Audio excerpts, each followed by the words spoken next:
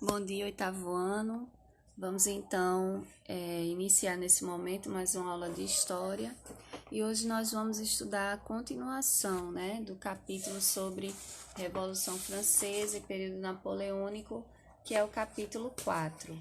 Então, hoje nós vamos estudar mais dois tópicos desse capítulo para que fique bem explicado, Não fique algo assim tão corrido que de repente a gente não consiga guardar as informações.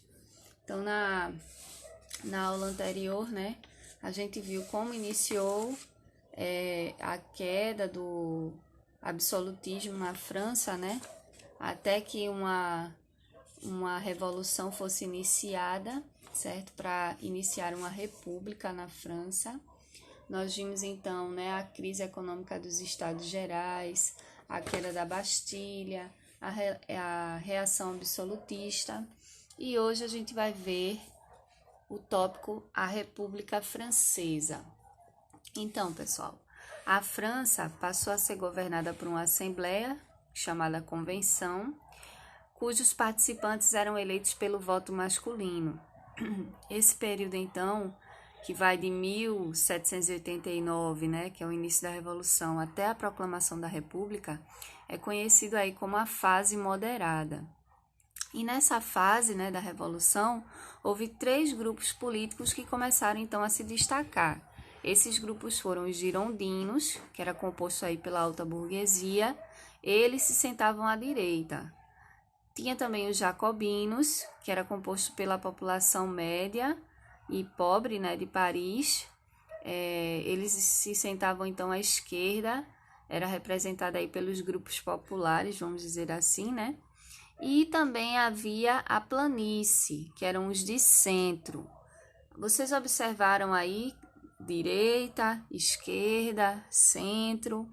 Então, essas são as definições políticas que a gente tem hoje, para a direita, para a esquerda e para centro, que começou nesse momento. Vocês devem ouvir, nesse momento político que a gente está vivendo, muita expressão, partidos de esquerda, partidos de direita, partidos do centrão, certo? Essa definição, então, veio desse período aí da Revolução Francesa, certo? Alguns líderes jacobinos tiveram grande destaque na Revolução, como Robespierre, Marat, Danton e Saint-Just, após a proclamação da República durante o governo da Convenção. Esses grupos políticos começaram então a disputar o poder da França. Então, gente, para a gente entender o que foi o período do Grande Terror, vamos primeiro entender que foi um período que os jacobinos, então, eles estavam no poder. O que é que estava acontecendo naquele momento? O que é que estava acontecendo, então, naquele momento?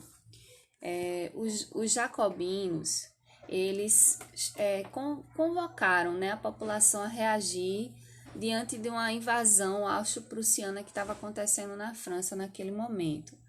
E aí essa postura deles levou eles a crescer, a ascender no poder.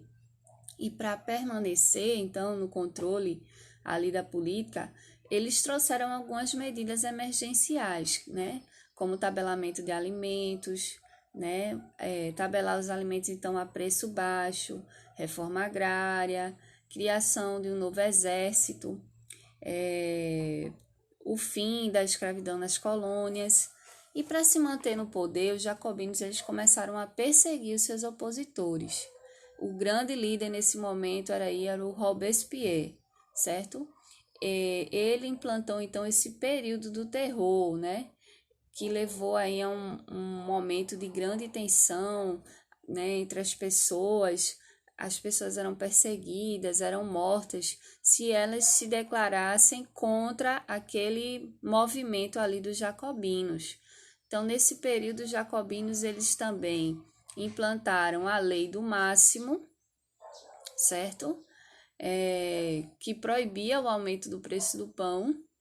Eles também aprovaram a nova Declaração dos Direitos do Homem e do Cidadão e também uma nova Constituição em 1793. Né? Pela nova Constituição, a população na França passou então a ter direito ao voto universal, no caso masculino, né? E a educação e ao trabalho. Antes o voto, se vocês se lembrarem na aula anterior, o voto ele era censitário, certo? Então, na verdade, logo no início o voto não era nem censitário, né? O voto ele era por poder, certo? Tinha o voto do clero, tinha o voto da nobreza e tinha o voto do povo, né? Que aí tava a burguesia, os mais pobres e tal. Mas depois foi instituído o voto censitário, quando se derrubou, né? Esse momento. Foi instituído, então, o voto censitário. O voto censitário era... só quem tinha direito ao voto era quem, assim... Como é que eu posso dizer? Atendesse a alguns critérios econômicos, certo? Então, só quem tinha direito a votar era quem tivesse um certo patamar econômico. E quando os jacobinos eles assumem o poder, então eles instituem o voto universal. Qualquer homem poderia votar. No caso, ainda não tinha o voto feminino, né? Mas qualquer homem poderia votar, independente das suas condições financeiras. Aí vocês têm aí a foto do Robespierre, certo? Houve também, né, nesse momento, uma reação termidoriana. Mas para a gente entender, a gente precisa voltar um pouquinho atrás, né?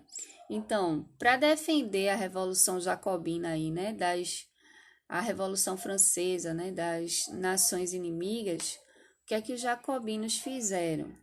Eles delegaram, né, o poder a um grupo chamado Comitê de Salvação Pública, e esse grupo ele agia ali com mãos de ferro, né?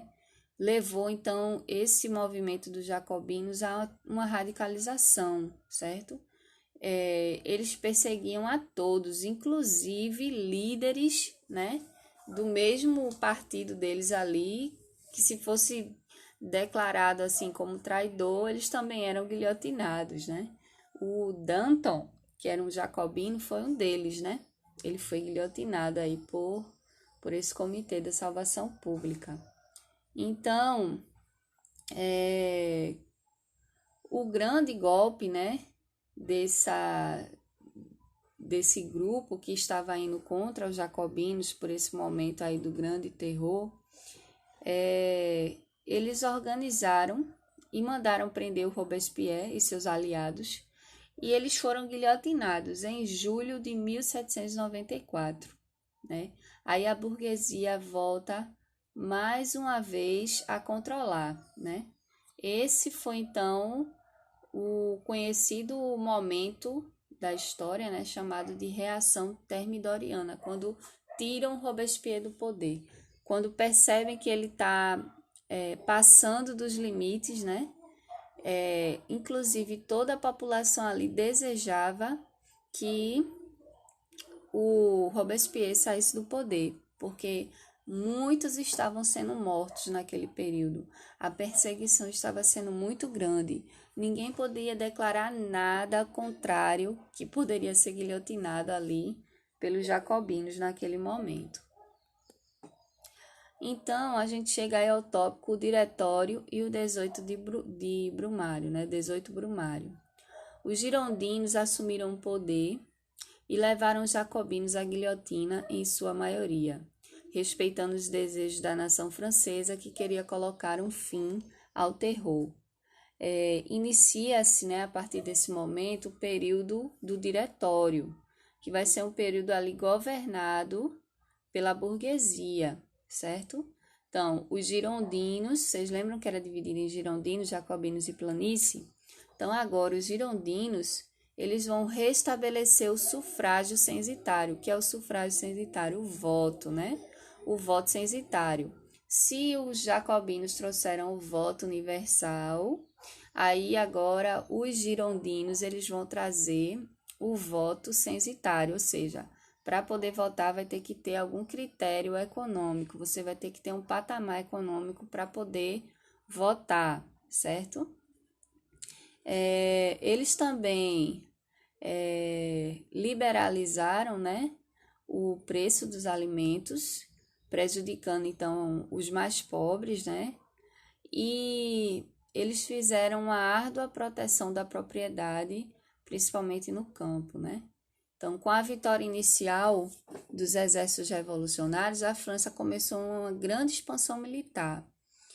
E diante desse cenário político, né, de caos político, houve problemas internos, também problemas externos, né? O governo do diretório ele não conseguiu satisfazer as carências da população. E aí a necessidade de um governo forte fez